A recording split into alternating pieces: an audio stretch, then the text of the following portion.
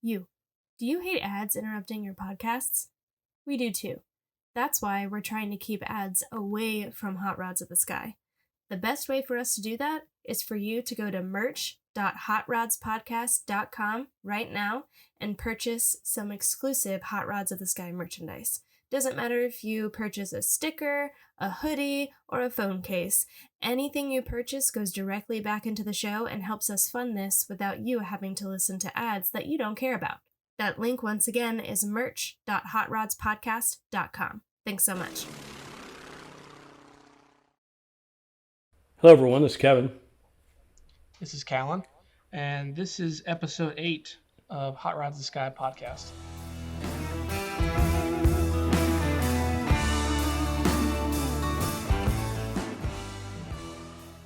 Today we have a special guest with us, the one and only Kermit Weeks. So, Kermit, how are you doing today? Hey, Kevin, Callan, thanks for inviting me. I appreciate it. What's happening there? Oh, another Monday, I guess. Yeah.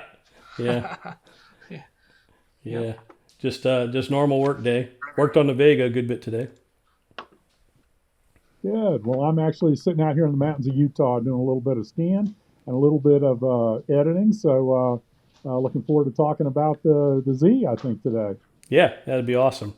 Yeah, we want to talk about the Z and get your take on the airplane and things like that. So what we thought we'd do tonight is kind of go over a little bit about the airplane, how it came to be in your collection, things like that. So let's just kind of start in the beginning on, how did you first learn about the airplane and end up with it? As I remember, Kevin, you guys had built the airplane, with Jeff Iker, and of course this was all unknown to me at the time. And I seem to remember seeing the airplane over at Sun and Fun, and I think Delmar Benjamin had already done the test flying. In my recollection, he flew it, did like 12 flights, test flights and stuff. And basically, I think after the fly-in, you were looking at potentially at a place to display it. Either that or Jack, my mechanic, came to me and he said, "Hey, Kermit, this might be kind of interesting here." And I'm thinking, I've got a metaphor here that, at this level of a reality, we're like puppets, okay? We don't have a clue what's going on. But at this other level, there's this higher aspect of ourselves that are the puppeteers that put things together behind the scenes that sometimes we're not aware of. So somehow I recollect that Jack basically came to me, or somehow, and would you, consider putting this thing on display, or do you want to buy it or something? And I thought, yeah, not really. But I mean, it'd be kind of cool to put it on display something. At the time, I thought it was interesting, but it wasn't, like, oh, wow, I got to have that. But what happened is over time, the airplane, and I can't remember if it was flown over or did you guys trucked it to Sun? We trucked it over there. Yeah. Okay. So Delmar was not there. He didn't fly it because I don't recall seeing it fly. So the airplane was disassembled from Sun and Fun, brought over to my place, put together, and I must have walked by that thing, like, I'm just going to take a guess at my recollection, about 6 to 8 months. And I'm going, I follow energies. I'm going, I probably ought to own that thing, okay? Well, unbeknownst to me, little puppet down here didn't realize what was going to happen. But in the long run, when I began to realize what my bigger dream of fantasy of flight was about, that really transcended about just being about airplanes, it's really becoming more about flight of the human experience. We'll use airplanes as set dressing to tell great stories and stories of the human experience. But in reality, so I thought, well, yeah, it's kind of a cute part of the aviation history, the golden age, that I had a Spirit of St. Louis and, a couple other airplanes and stuff, but I really didn't have anything that related to the racing period. And so eventually, you and I cut a deal, and I bought the airplane, unbeknownst to me, as I began to realize someday to mimic similar to what Walt Disney did, I was going to have to create some characters for my park. And I thought, what better period of history that shows personalities that were pushing their boundaries, trying to go beyond themselves, which is the whole fantasy of flight concept. And the older ones were helping the younger ones Right. take the whole thing to the next level. And I thought, well, it's that, let me figure this out. Well, as it ends up, Gee Bee Zee is on the cover of my first children's book, All of Life is a School. So, that was a great example of how I think we all got manipulated that airplane was destined to end up at Fantasy of Flight. Right. So, Right. that's the way I remember, acquiring the airplane. Okay. Yeah. Cool. And I was. It was pretty. It's pretty neat to have built an airplane like that and have it become the subject of a children's book and plush toys and things like that as well. It becomes it gained a life, not just as the piece of machinery, but it's a character. So to me, that's pretty cool. And the other thing, and I appreciate the work you do, because the workmanship on the airplane is awesome. I mean, it's just everything you do is great. And of course, I think most people know, working on the Lockheed Vega right now. And anyway, so at some point, after I ended up acquiring the Gee Bee Zee, and I wrote the book, I realized there was a couple other characters that I also had in the collection that were in the book, and there was like 10 characters in there, and I'm like, you got to be kidding me, because now I realize I got to get all my characters, okay? So I've collected some that are available, but there's a couple of airplanes that, one in particular for sure that I know I'm going to have to build, because the only one that exists, if it does exist, is the original, and that's not going to happen. So anyway, it was kind of interesting how, a little pathway in life leads to things you never expected. Right. And that's led you to now have several Golden Age airplanes. You have the Z, the R2, Yeah. a Model Y. I've got the GBY, I've got the Laird Special, Miss Los Angeles, Ike, the Benny Goodman airplane. Right. And so I think I've got about 6 out of 10. Okay. The ones I still have to acquire will be a Traveler mystery ship. I'll tell you what, I got my book right here. I'll just dig it out.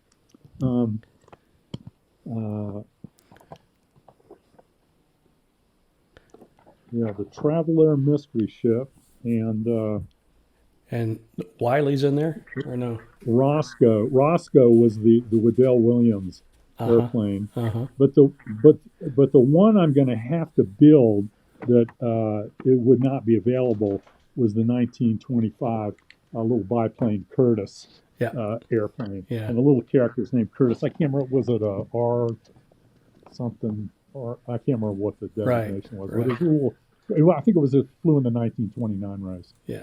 Yeah. Cute little airplane. Yep. Be nice. Yeah. Yeah. So thanks, Kevin. You cost me a lot of money. But it's a great thing. It really is. And it is pretty awesome to be able to go down there and see all these airplanes together.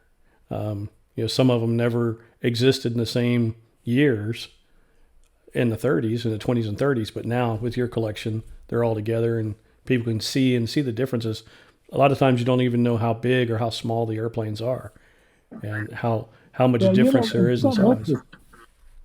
Something else that's kind of cool, if there's an interest there, when you buy the children's book, the characters that I've got were based on real historic figures or aircraft. And so, unlike, some of the other, big 800-pound gorilla theme parks around me, basically I've got something that's based on things that are real. So the little kids can read the book and then see the real character. And in some instances, in the future, they can see the airplanes fly. Right. I mean, how cool is that? Yeah. Yeah, it's really cool. And speaking of flying, you flew the airplane, the Z. Right. I flew it twice. Okay. And what were your impressions on flying it? Well, I come from a background of, flying aerobatic airplanes. So I was used to flying Pit Specials, my little biplane. I've been competing and stuff, So when I got in the airplane, I mean, and I don't think I talked to can't remember if I talked. No, I did talk to Delmar before I flew it, and I remember the one thing he told me. And by this time, of course, I'd not realized that a couple of years down the road I was going to end up with the R2, the bigger Gee Bee, which is also one of my characters. And I remember the one thing Delmar told me was the fact, and he learned this in the R2. He said, never come to land and let the airplane get below 100 miles an hour unless the wheels are on the ground. Okay, and there's a scratch on the lower wingtip of one of the R2 wings where it was a reminder of him where the airplane stalled on him and it kind of went down, caught the wing, and he was lucky, the airplane just, he regained control and stuff. So I do remember that. Of course, I think when he flew it, it was probably all off of an asphalt runway up at Leesburg. Where did he fly it out of? Yeah, Leesburg. Where? Leesburg. Leesburg, okay. Yeah. And so now I'm flying off of grass, okay? Well, 100-mile-an-hour landing speed, touching down on asphalt's one thing, on grass it's another thing. I'm just hoping, I'm not going to, hit too much drag and flip over. But anyway, so I went up and, flew the airplane twice. And, it was kind of like, it was no more difficult to fly than a pit special. It was squirrely on the controls and, very sensitive and stuff. Of course, I wheel landed it, based on what Delmar told me. And, his story about the scrape on the wing of the R2. And I didn't do any stalls. I remember Delmar telling me he did stall it. And when he did, he was surprised that all of a sudden it didn't just drop. It like flipped down vertical. And, and he thought, oh, okay, that's interesting. So I thought, okay, I don't need to do that on my first couple of flights. So he already told me what to expect. But the one thing I did notice was the elevator was fairly pitch sensitive. I can't, it's been so long since I've flown a Pitts or my little aerobatic airplanes. I couldn't compare it with the Pitts, but the elevator was very sensitive. The ailerons, because of the way the control system is linkage, there's a lot of mechanical drag in the system. So what I noticed is I could not feel the air with my controls. I was moving it to get the result that I wanted based on what I could visually see, but I couldn't feel it, okay? Yeah. It's like putting your hand outside of a car window going down the highway going 80 miles an hour. I couldn't feel it. So the ailerons were very mechanical because there was a lot of linkage. You could explain that a little bit better, the way it was. It's kind of a funky system to get it to work. It's basically torque tube, out there, but inside the fuselage, there's a little bit of a binding feel. So you couldn't feel the ailerons. The elevator was reasonably sensitive, and the rudder was like flying a PBY, a Fokker triplane, or a Bonanza. Because there's no vertical fin on it. There's about 2 inches or something. Yeah. And a rudder, it was a Fokker triplane's very similar. It'll wallow in the middle, and I think the old V-tail Bonanzas used to do that. And they also had a flat bottom on them. And so it would wallow around, and it would kind of go to one side until you got enough side area of the fuselage to dampen the yaw. Okay? So literally, the feeling of your feet on the rudder pedals was like pushing your feet into a pile of whipped cream. That's how much feedback there was. Zero. Yeah. Okay? It was like pushing your feet into whipped cream. So you had to look and see what was happening because there was no feel. Yeah. You had to also look and see what was happening with the ailerons because there was no feel because of the drag and the linkage. And the pitch was reasonably sensitive, probably like a pit special. Okay. Of course, when you get in it, even if I continued to fly it, there's no way I could do a Kermit cam because your head fills the whole canopy. It's really tight. Yeah. Yeah. I don't know if you hear the birds chirping in the background, but every time the clock hits the hour, I get a different bird. Nice.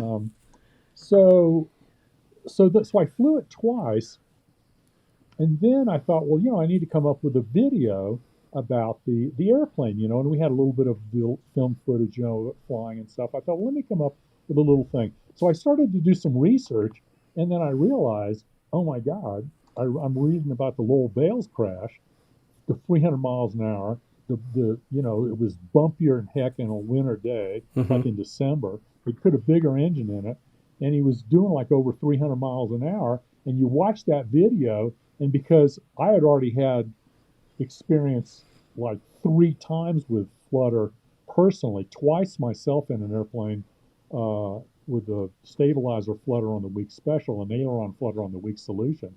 And we had built 2 Stevens Acro airplanes in my shop in Miami, and I did all the welding on the airplanes and stuff. And somebody bought the wing, but there was two friends of mine, and one of them was red with blue pinstripes, and the other one was blue with red pinstripes and white. And eventually, my friend was out there flying one day and got aileron flutter, and he went straight in. He got killed. And so later, the other airplane built that was built in the shop there, sold the engine and donated the airplane. So I've got the blue airplane, hangs up in my shop. And so because I've had experience with flutter and had known people that had been killed, I'm looking at this video and I'm going, that's aileron flutter that killed Lowell Bales. There's no question in my mind. And I mean, it's a really dramatic and sad video. But anyway, what it did was, I'm like, I was drawn to find out what killed my friend.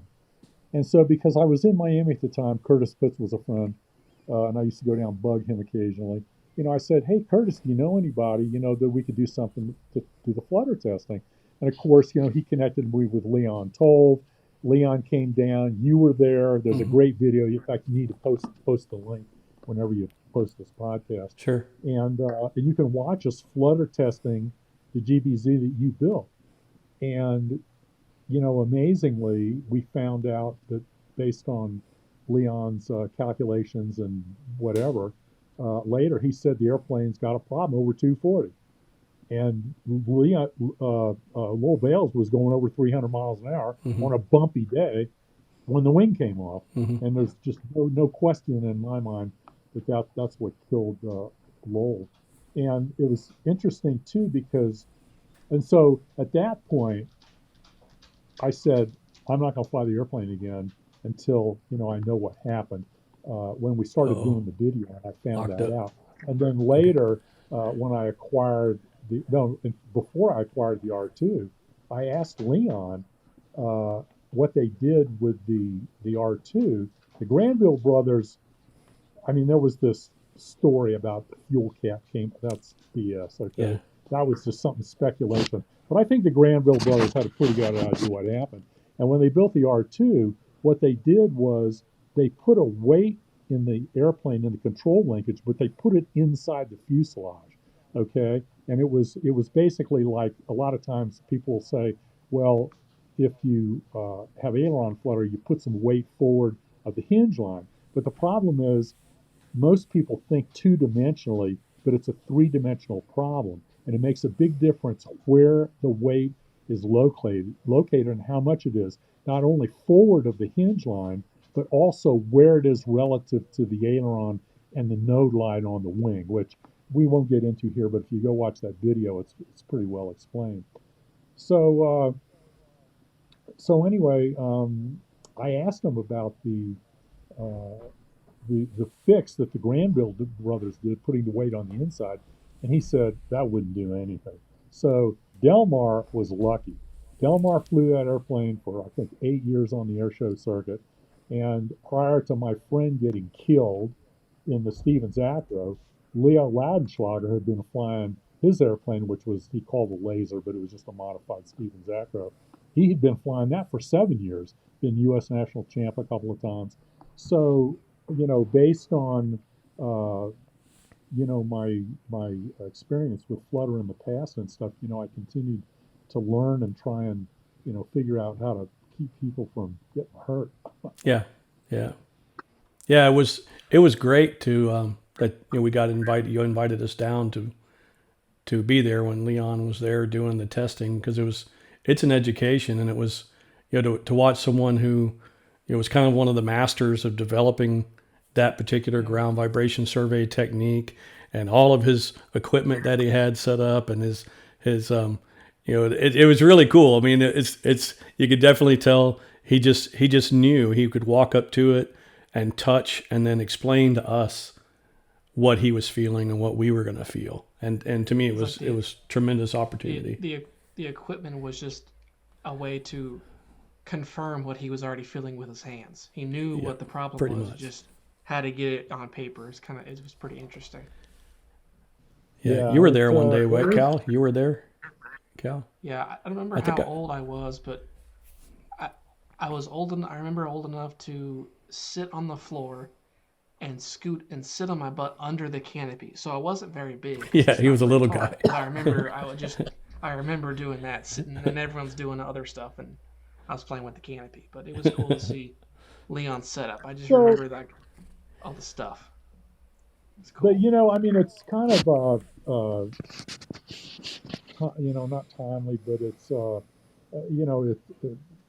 what a great thing that, not from an ego perspective for me, but what a great thing that the airplanes ended up somewhere where people could appreciate the fact that they could have killed somebody. They did, and they could have killed somebody. Not only the ones back in the old days, but the ones that were built. Because Delmar, when he sold me the R2, he had a bit of a dilemma. His dream was to have somebody buy the airplane at full price and donate it to the Smithsonian. That was his dream. And, it didn't work out that way. So his dilemma was, well, who could I sell this to that's not going to bust their butt in it? Okay. Yeah. And by that time, I realized, I don't know if I'd probably already written the Gee Bee Zee book, All of Life as a School. But by that time, I was starting to look around for the other characters, and we went ahead and cut a deal. And, he could have sold it to somebody else that could have, not shown any interest in flutter problems and continued to fly it in air shows until the wing came off. Mm-hmm. So anyway, so it's a good thing. So I'm glad they ended up at Fantasy of Flight, to build another one of those airplanes, at this point, would be a fairly expensive deal. Yeah. And, I got a fairly good deal from you, I think. I paid a little bit more for Delmar's airplane, but by that time, some time had gone by as well. So sure. Yeah. So, are there other? Well, you mentioned the Curtiss racer and a mystery ship. There's a couple that would help round out the collection. Is there any others that you can think off the top that would be kind of cool to have as part of your Golden Age set? As far as the racing deal, I don't think the Smithsonian would let loose of the Hughes, the H1 or whatever it was, the little Hughes racer. Was the H1 racer? It's up at the Smithsonian. You know which one I'm talking about? Yeah. Y'all still there? Hello? I lost you. Is it H1? Yeah. H1 Hughes racer. Yeah. You're breaking up a little bit, sir. That's what. Yeah, sorry about that. Yeah, Okay. I don't think the Smithsonian would ever let loose the Hughes H1 racer, but that'd be kind of cool. But I think the 10 that I've got, I think I've looked out there when I did the research for the book, and I thought, these 10 airplanes, really tell the story. And so, I don't think there's any reason to get any more. The one airplane that's the original airplane that exists, that at one point was for sale, was I think it's the Waddell Williams 44, and it's up in the museum in Ohio. Yeah, Crawford Museum. Yeah, at some point they were having some financial problems, and they were looking to do that. But those airplanes are all, potentially built from scratch. The Curtiss airplane would be a tough one because I think that's like a monocoque fuselage. So, but Kevin, since you got all this La Vega stuff figured out, there we go. There might be a job in your future. There you go. Yeah, and of course, Wiley Post was quite a character of the time too. So they're the Vega You know, he Yep. can. He's The probably got a story the there. yeah, the Vega, it actually is one of the characters in the book, but he was just, no, he was one of the racers. Let me go back. I gotta go back and look in my book. I don't think the Vega, I don't think was in the original All of Life as a School book. No, it was not. I think no, in fact, the Vega was never written into the book, but it definitely will become a character, as will potentially some of the other Golden Age period airplanes that you'll find around Fantasy of Flight. They'll eventually either have stories unto themselves, because I've got like a Curtiss Robin and some other airplanes like that. Of course, the Curtiss Robin, there was that couple of guys there that did the endurance thing, and it was up for like almost over a day or something like that, and they were Yeah. refueling in the air, and out there like Ming walking and stuff. So Yeah. there's a lot of potential there to create other characters, and I'll do that. But as far as no, we'll see. There's a big open world out there, and maybe one day if I can acquire them, great. If not, maybe one day we'll just have to build them. All right. Well, Cal, you have any other questions, or we want to I wrap had up? some piloting questions because there are very few people that I know personally that are gifted enough to be, say, in a Pitts, and then jump in the Mustang, and then jump in the Gee Bee, and all these totally different airplanes that people fly them like that's all they've flown. It was Ben Morphew and you Kermit and oh, what's the guy that test flew the Model 12s for us? Oh, Pasquarello. Carl Pasquarello. So there's just a few there, and they fly everything, and it's amazing. But the question I have for you is, how is it getting in, say, the Mustang, and what's your process of getting your mind into the Mustang or the Z? Is it just you just know what it is? It's just like your habit, or you have a checklist that you do? That's a great question, because when I learned to fly, I started in a Cessna 150 like most people, with a $5 coupon clipped out of the Flying Magazine for my first lesson. And I eventually, got my private in that, and eventually got checked out in a tail dragger, a Citabria, which began to led me into aerobatics. And I was a gymnast in high school and a little bit in college, and so I was used to flipping around in the gym. So I immediately gravitated towards flipping around in the sky. In fact, my first aerobatic official lesson, my instructor was showing me how to do spins. My first lesson. I did the $5 20-minute Flying Magazine coupon. And then the next time we went out, I mean, at some point during the lesson, we were doing spins over Biscayne Bay in Miami. He wasn't, I mean, he was demonstrating. He wasn't showing me how to do them, but I thought, man, this is really cool. So, so what happened was, I eventually flew that, and then a decathlon, and eventually did a little bit of flying with Bill Thomas in Miami, out of Tamiami Airport, in a Pitts S2A, and then eventually I got an S2A, and then at some point got the single place Pitts. So I was used to flying quick little, responsive. I'd work my way up to it, and then all of a sudden I realized, man, one day I want to own a P-51. I mean, who out there that's an aviator wouldn't want to own a P-51? Otherwise, Yeah. you're not an aviator. You might be a Yeah. pilot, but you're not a flyer. Okay. And I consider myself a flyer, not a pilot. And so pilots look at instruments and fly, and flyers feel the air, like people that sail or ride motorcycles, And so what happened was, I realized one day I wanted to get a Mustang, but I thought, well, if I'm going to do that, I need to learn how they learned to fly in World War II. So not that I had an interest in an AT-6, to have an AT-6, but I bought one with the sole intent that I wanted to train in the airplanes that the pilots did in World War II to fly P-51. So I went up with Mark Clark, Courtesy Aircraft in Rockford, Illinois, and I cut a deal. I bought an airplane, and we went out and did 3 takeoffs and landings. Okay, And I was checked out, okay? I'd read the manual. I'd never flown an airplane with a retractable gear. So I brought a friend up with me with a stick in the back to poke me if I forgot to put the landing gear down, all the way back to Miami. And so what happened was, within about a 6 month period of time, I practiced and I gave rides. And at some point, I actually flew sportsman category in an aerobatic contest in the AT6. I actually flew it in an aerobatic contest. Heads, loops, snaps, spins, and all that stuff. And so when I finally got to the Mustang, I had worked my way up in the T6.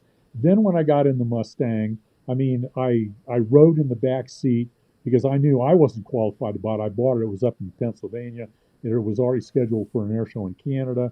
So we picked it up. I had somebody from Florida that was a very big houred Mustang pilot, and I paid for his way up there, and I paid him, and I rode in the back seat. We flew the show in Canada. We came back down, and we stopped at the Sebring Airport. So now I'd been in the airplane for at least 6 or 7 takeoffs and landings, so I knew the feel of the airplane. Okay, read the manual. I got out there at the Sebring Airport, and he basically turned me loose. Of course, well, we just landed, and I didn't realize at the time that there was a few little glitches with the airplane. And I took off, and I had like 4 emergencies. And one of them, wasn't really an emergency, but one of the things that happened was it had two 75-gallon drop tanks, one on each side. And of course, we were getting free air show fuel in Canada, so we filled up the drop tanks when we left. Okay. Well, come to find out, only one drop tank would feed. So at some point now, we got one drop tank empty, one drop tank full. Okay. So no big deal. We fly all the way back down. We'll get that sorted out later. So now he hands me the airplane. I go out there by myself. I take off, and I'm looking down. I do the run up. Everything's fine. I take off, and oh my God, the coolant temp is going into the red, and I'm thinking, oh my God, this thing's going to blast off because I know the blast off thing is in front there, and all the steam's going to be coming back at me. So I immediately level off. I throttle back. I got to like 800 feet. This is my first flight. And I immediately throttled back. There's an emergency door down on your right on the floorboards that you pull up, and it drops the scoop down an additional 4 inches in case like the scoop doesn't go up and down on its own. Well, mine was going up and down on its own, but the problem was what I learned later was he said, "Oh well, you need to go and fly around a little bit. Don't worry about it; it'll cool off." Well, back then, people were like maintaining stuff; they weren't like restoring stuff like we do today. And we had to rod the radiator out because the radiator was kind of clogged up. I'm like, oh my God, this is what we were doing back then. And so that was the first thing. Then the next thing, now I'm on downwind, thinking, oh my God, I've got to I've got to land this thing now. So I'm kind of in my mind going through the checklist or whatever. I put a couple of notches of flaps down, I'm going down, starting to slow down on downwind. And then, so I'm coming around on base, and I've dropped the landing gear. I got a freaking red warning landing gear light. Okay, so I've got a landing gear warning light going off. I can't, and then I couldn't get the flaps the rest of the way down. Don't ask me why, but the flaps wouldn't come all the way down. I've got a red warning light, and I got one, and I'm thinking, do I drop the drop tanks? Because if I got a belly in, I got one drop tank full of fuel. Okay, Yeah. and so as I'm coming in, I'm going, something's telling me, it's okay, it's probably okay, because I'd felt the landing gear come down. And in a Mustang, the emergency thing is if you drop the landing gear, it's going to free fall, and you sway the airplane back and forth, and it'll lock on its own. It's not like a P-40 won't do that. And I bellied in a P-40 one time because the hydraulic system blew up in my face, and the landing gear goes back on a P-40. So to come down and lock, it's got to go forward. Well, if you're flying around at 140, 50 miles an hour, it won't lock. Even at 120, it won't lock. Anyway, that's another story. So anyway, so I come in, and of course now I'm thinking I'm doing my turn into final, and all I could remember everybody telling me was, don't add a lot of throttle when the airplane's slow, or it'll flip over on its back. Okay. So anyway, so I came in, I made a landing. The landing gear was okay. I taxied over, And I said, man, the temp went up and blah, and this, and that, or whatever. And so the first thing we did is we went and we looked at the micro switch on one of the landing gears, and it turned out the micro switch just needed to be adjusted. So it needed to be tightened up a little bit so the light would go off. So we fixed that, and then he explains to me, no, just go ahead and take off and just, throttle back a little bit, let it cool up, and it'll cool off, which is what he'd been doing. So I literally went back out and I flew the airplane again. I flew it around for about probably 15 or 20 minutes. And then we filled up the airplane, he flew it over to Fort Lauderdale, which is where he was based out of, we dropped him off. Now I jumped in the airplane. I'm headed to Tamiami Airport from Fort Lauderdale to Miami, and I land down there.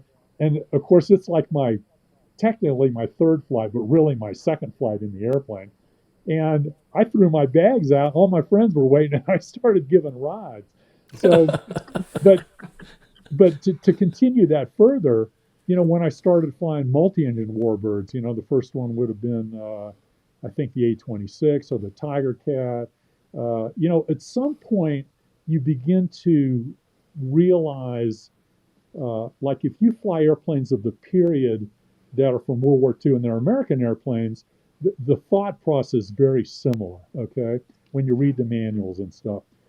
But now when you go fly a British airplane, it's a little bit different thought process. Now you're dealing with potentially air brakes instead of toe brakes, hydraulic brakes. They do things in knots instead of miles per hour. They've got some other little things that they do, and sometimes things are like in funky locations in the cockpit. So then you kind of learn to think like a Brit, okay? And so then, after you've flown one or two British airplanes, you start thinking like a Brit, and they become things. So at some point, I've always respected the airplanes. I fly ultralights, I've flown powered parachutes, and, I respect them for what they are, because just because I'm a great aerobatic pilot and can fly a nimble little pit special doesn't mean I can jump into a warbird and go, do a great job.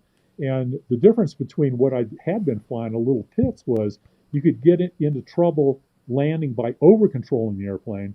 And when you got into the bigger airplanes, you could get into trouble by under controlling the airplane and not thinking ahead, okay, because they don't respond as quickly.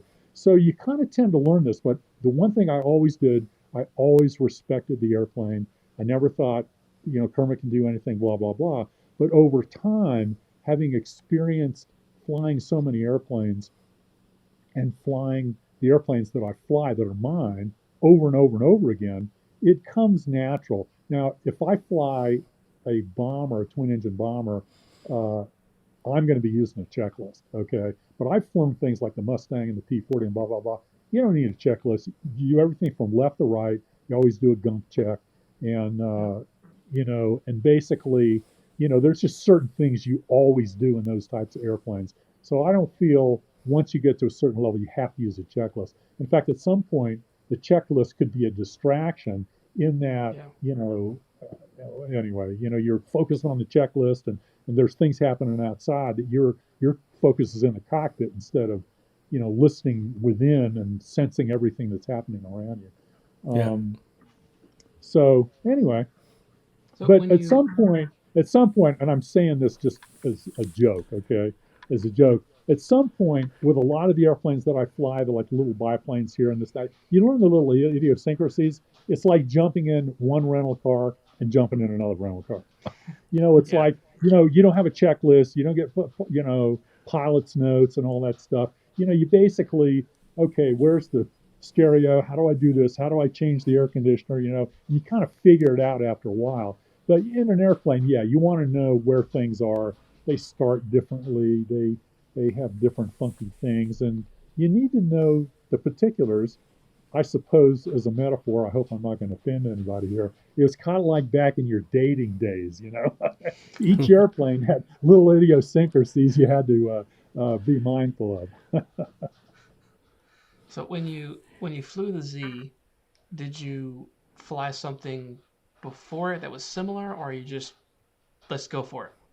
Um, no, I think it was a more of a let's go for it thing. But I had so much background flying pits and things like that. But I had not flown a Pitson, so and so, something small like that that was nimble in a long time. And you know, my deal was, other than the fact that the controls were a little funky, anybody that could fly Pitts could fly the Z. You know, I Okay. mean, if somebody can fly and fly the Z or the Pitt Special, and you know, something that's quick, it's that nimble, things happen quickly. They wouldn't have a trouble flying the Z. And the Z, quite honestly, you know, had great visibility. You know, of course, if you're sitting down in a tail low position, anything like a Pitts or a Mustang or the Duck, you know, is a bad one. Of course, the Spirit of St. Louis is the worst because there is no forward visibility. But basically, once the Z had pretty good visibility compared to airplanes of that type and size. I've never thought Nice. about that. And you know, the thing is, you have to realize too, a lot of the accidents that happened with the Granville brothers airplanes in the past was because the people weren't flying Pitt Special type airplanes. Yeah. They were flying big Traveler 2000s and kind of, you know, lumbering blah. That's what they were used to, Yeah. you know. And when they got in those airplanes, man, at some point, you know, a lot of those guys, they got their butts bit. And a lot of it was because they did not have the expertise of flying airplanes that were nimble that we do have today. Yeah. That's Yeah. true. Well, I don't All have right. anything else on my stuff. You have anything, Dad? I think that's pretty good. It's been awesome. We appreciate you spending some time with us and getting to chat a little bit. And we'll probably see you not too distant future. Either we'll come down and see you, or in about time to come up and visit the Vega again. And we hope to have you back on the podcast in the future to talk about the Vega or some other projects down the road. Good deal. Well, you've done a great job so far. You're doing a great job for me now, and I hope sometimes in the future, maybe we'll do some more projects together. Thank you, Kevin. Sounds Thank awesome. you, Karen. Thank you. All right. Take care. Good night. Hi, guys. So you might have listened to that episode and thought, there was nobody asking any really stupid and annoying questions. And that's because I was not in this episode. Due to some technical difficulties and the fact that I had just sold my house and I was kind of homeless, I wasn't able to be a part of it, and I'm really sad that I missed this awesome episode with Kermit. But thank you so much for listening. We hope you enjoyed it, and we look forward to seeing you next time.